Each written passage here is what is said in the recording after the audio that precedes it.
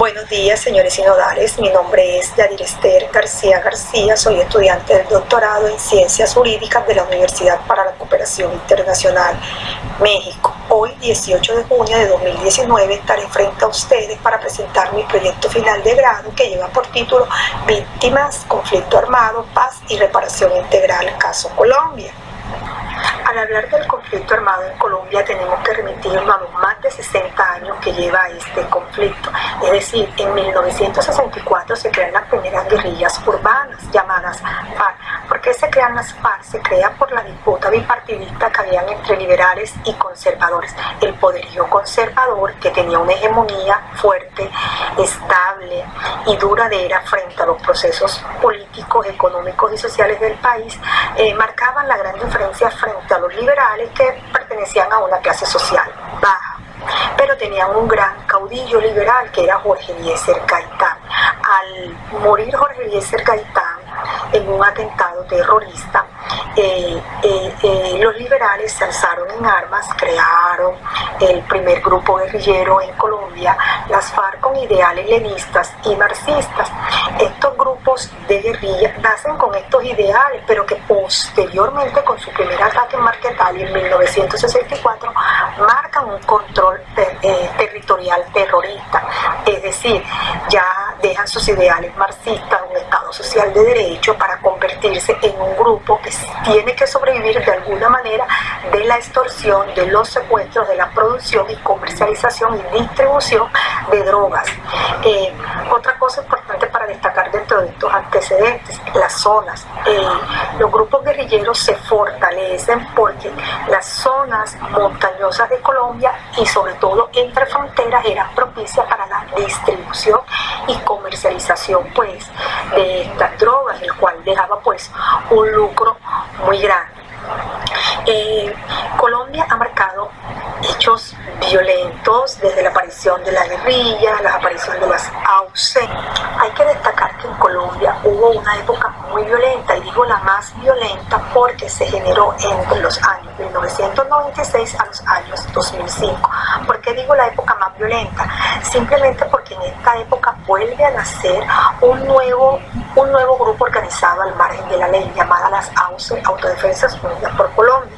Estas AUC tienen como propósito eliminar cualquier brote de la guerrilla, eliminar cualquier vínculo de la guerrilla con la población civil. ¿Y esto porque? Simplemente por las extorsiones que los guerrilleros le estaban haciendo a los grandes terratenientes, quienes tenían la capacidad adquisitiva y económica para poder financiar un grupo tan fuerte como eran las AUC.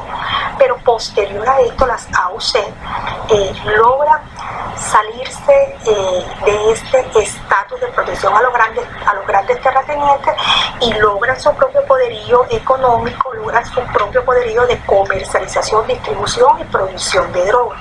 Entonces, ¿qué sucede? Ya en Colombia lo que empieza a darse es una guerra interna entre grupos organizados al margen de la ley. Es decir, por un lado tenemos las FARC, Fuerzas Armadas Revolucionarias de Colombia, que nacen en 1964 con el primer ataque en Marquetalia, y por otro lado tenemos las AUC, Autodefensas Unidas de Colombia, disputándose ambos el territorio colombiano. Ahora bien, en Colombia no todo es violencia. Hay que destacar también la labor de nuestros expresidentes Álvaro Uribe Vélez, Juan Manuel Santos y Andrés Pastrana. ¿Qué pasa con Andrés Pastrana? Andrés Pastrana fue uno de los iniciadores o gestores de los procesos de paz. De hecho, en 1999 empieza por primera vez a crear un acuerdo con las FARC para que estos se desmovilicen y se reincorporen a la vida civil. Pero este acuerdo de paz tuvo un intento fallido. No funcionó simplemente porque la guerrilla exigía la desmovilización de una gran zona en el Cauca sin la presencia militar, lo que generó a corto plazo que en esta zona libre de presencia militar se gestionara nuevamente la producción, la comercialización y la distribución de drogas, y también allí secuestraban a personas y las llevaban ahí como escondite. Entonces, ¿qué pasa? Este intento fallido no duró mucho tiempo. Este acuerdo pues al final fue cancelado y tuvo nuevamente una intervención militar en la zona. Seguidamente, con el presidente Álvaro Uribe Vélez, con su llegada al poder y con su política de seguridad democrática, él implementa unos diálogos, pero con las AUCE, con las Autodefensas Unidas de Colombia. ¿Qué pasa con las Autodefensas Unidas de Colombia? Se empiezan a gestar este proceso para que ellos se reincorporen a la vida civil y gocen de unos beneficios. Y el expresidente Álvaro Uribe logró en los años 2003 hasta el 2006 que se desmovilizaran varias columnas de las autodefensas. Ahora bien, finalmente tenemos el último acuerdo de paz firmado en Colombia, que nace el 26 de agosto de 2012 en La Habana, Cuba, para que todos los miembros, todos los integrantes de las FARC, de las Fuerzas Armadas Revolucionarias de Colombia, se reincorporen a la vida civil, y finalmente logra lo que el pueblo colombiano quería, la terminación del acuerdo, y este acuerdo termina con la firma entre las partes del 24 de noviembre de 2016. Dentro de estos 5 pilares fundamentales, entonces empezaremos a desglosar uno cada uno. Para el proceso de restitución se hace necesario determinar, además de ser víctima, que la ley 1448 de 2011 establece que son víctimas todas aquellas personas que sufrieron hechos violentos a partir de 1981. Pero para gozar del beneficio de la restitución, es decir, que te devuelvan tus predios, se hace necesario que, además de ser víctima, usted haya sufrido hechos de despojo y o abandonos de tierra a causa del conflicto armado a partir del 1 de enero de 1991. Y este es un proceso de acompañamiento y reubicación integral a todas pues las víctimas. Como segunda medida tenemos el proceso de indemnización. El proceso de indemnización simplemente es un proceso de retorno, de reubicación integral de todas las víctimas nuevamente a sus predios, pero este tiene dos características fundamentales para que se dé la indemnización. Tiene una fase administrativa y una fase judicial.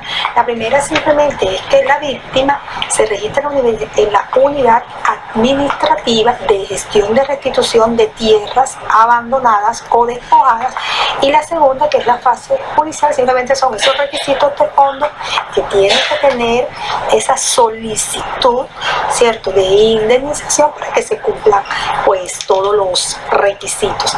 Esta indemnización puede ser económica o solidaria, es decir, dependiendo la afectación que haya sufrido el desplazado o la víctima, así se tasa en un porcentaje de salarios mínimos mensuales a todos los afectados.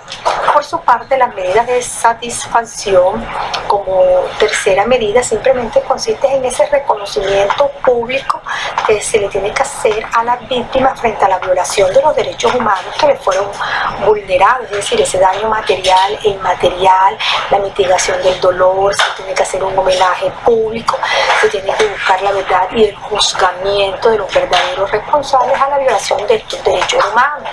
Por su parte, la etapa de rehabilitación como medida de reparación consiste en ese conjunto de estrategias y planes que debe programar el Estado, meramente de carácter jurídico, médico, psicológico, social, y que deben de ir establecidos al resarcimiento de las condiciones físicas y psicológicas de todas las víctimas en el término que la ley 1148 así lo contempla. Y finalmente, las garantías de no repetición. Estas garantías de no repetición permiten que el Estado incremente su seguridad, su credibilidad frente a todos los ciudadanos. Es decir, ya las víctimas tienen que ser conscientes de que la paz, de que el perdón y que los escenarios educativos frente a una cultura de paz deben empezarse a construir como una nueva nación, como una forma plena de satisfacción dentro del goce y el respeto de los derechos humanos. Entonces es ahí cuando la ley 975 de 2011 establece unas garantías de amnistía e indulto a todos aquellos grupos organizados al margen de la ley que se reincorporen a la vida civil, tendrán unos beneficios propios de esta ley 975 de 2011. Ahora, seguidamente, el objetivo de mi proyecto final de grado consiste en identificar los fundamentos legales que garantizan la paz y la reparación integral de todos los habitantes en el territorio colombiano. Como segunda medida, tengo evaluar los derechos y los mecanismos de paz y la reparación integral que se le tienen que brindar y garantizar a todas estas víctimas que sufrieron el flagelo interno de la guerra en Colombia. Por su parte, seguido a estos objetivos, tenemos como metodología que el enfoque que se utilizó aquí fue un enfoque mixto, con un carácter sociojurídico que describe de forma analítica, ¿cierto?, todos los hechos violentos que sufrieron las víctimas y victimarios en Colombia, desde el ámbito nacional hasta lo internacional. Y además se reflejan las sensaciones, las opiniones, las interpretaciones que tienen todas las víctimas frente al flagelo de la guerra y frente a los procesos de reparación integral que presenta el Estado a todos ellos como víctimas de este conflicto. Los instrumentos utilizados en esta simplemente son documentos y sentencias que se analizan a partir de la unidad de restitución de tierras en Colombia. Y finalmente, los resultados obtenidos en mi proyecto final de grado en cuanto a las medidas de satisfacción lo puedo clasificar en 6 grandes pilares estos resultados. El primer resultado es que dentro de las medidas de satisfacción es que todas las víctimas tenían unos canales telefónicos y dentro de las páginas de la unidad de restitución de tierra existían unos chats donde ellos se podían comunicar con las personas encargadas de atender estas solicitudes. Existe una línea gratuita que era la 018-1091-1119. Para el año 2018 se atendieron un total de 27.303 llamadas, dentro de las cuales se les trató de explicar a todas estas víctimas cuál era el proceso de seguir para su satisfacción. Existían también canales móviles y fijos en los cuales se daban charlas a estas víctimas para que supieran cuáles eran los derechos a los cuales ellos tenían beneficios. Existían también ayudas humanitarias. Se implementó también el sistema de vivienda. Muchas de estas víctimas que fueron desplazadas y abandonadas se reubicaron en algunas zonas urbanas y se les regaló a cada uno de ellos una casa para todo su núcleo familiar, con una inversión total de 708 millones de pesos. También se generó empleo, es decir, a todas las víctimas del conflicto armado que estaban registradas en la unidad de restitución de tierras y que de una u otra forma presentaron estas solicitudes y eran desempleadas. El gobierno pues generó unas ferias de empleo con grandes empresarios para que vincularan a sus empresas a estas víctimas del conflicto. Y también se logró enfatizar el problema de la educación. Muchas niñas, niños y adolescentes lograron acceder a colegios públicos donde el gobierno pues subsidiaba esta educación y les daba la dotación necesaria por ser unos niños pues que tenían un enfoque diferencial frente a los otros niños que no habían sufrido hechos violentos de barbarie. En materia de indemnización es hasta 2 salarios mínimos que se le otorgan a las víctimas dependiendo del daño que se le haya causado, dependiendo de ese daño moral. Con respecto a las medidas de rehabilitación, estas están lideradas por el Ministerio de Salud. En el 2015 y 2017 se atendieron un total de 224.995 personas. El 46% de ellas fueron atendidas por rehabilitación física, mientras que el 54% restante fueron atendidas con rehabilitación oral. Pero finalmente para el año 2018 se atendieron 22.439 casos. De ellas, todas estas eran mujeres, mientras que un 25.064 eran hombres. Entonces vemos cómo estas medidas de rehabilitación fueron oportunas, tuvieron aceptación, las víctimas lograron inscribirse y lograron gozar de ciertos beneficios que establece pues la ley a partir de sus políticas públicas. Dentro de las medidas de restitución, bueno, estas están encargadas a cargo del Ministerio de Defensa Nacional en coordinación con el Ministerio de Agricultura y Desarrollo Rural a través de la Unidad de Restitución de Tierras. Y para el año 2018 se presentaron un total de 112.324 solicitudes de restitución de tierra por parte de los campesinos en Colombia y o habitantes pues, que tuvieron que abandonar sus casas, sus predios a causa de la violencia interna que existía en Colombia. Y de estas 112.324, 21.982 actualmente han sido resueltas, es decir, que se les ha devuelto a estas personas los predios solicitados.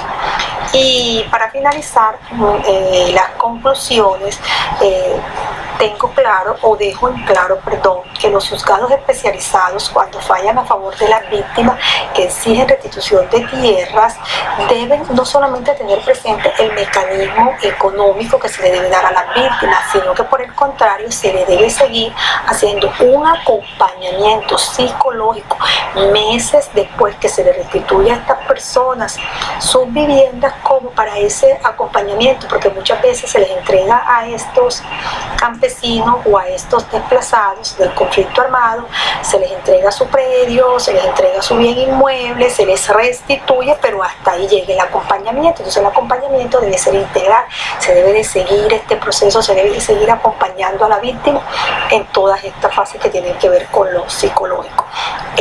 Segunda parte de la conclusión, las zonas de difícil acceso. En las zonas de difícil acceso es por la llegada a ellas, es muy difícil pues que ciertas organizaciones o ciertos grupos o el Estado haga presencia en ellos.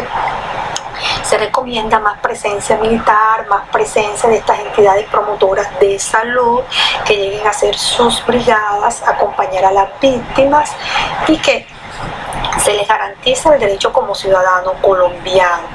Y por último, que los actores del conflicto armado no deben ser privilegiados dentro de este conflicto como víctimas, sino más bien tienen que ser victimarios, que tienen que ser castigados con una justicia especial ordinaria, ¿cierto? Eso sí, teniendo presente la ley 975 de 2005 que les otorga ciertos beneficios en cuanto a la amnistía e indulto si se acogen a estos pilares fundamentales que es la verdad, la reparación, la restitución, la satisfacción y la no repetición de estos hechos violentos.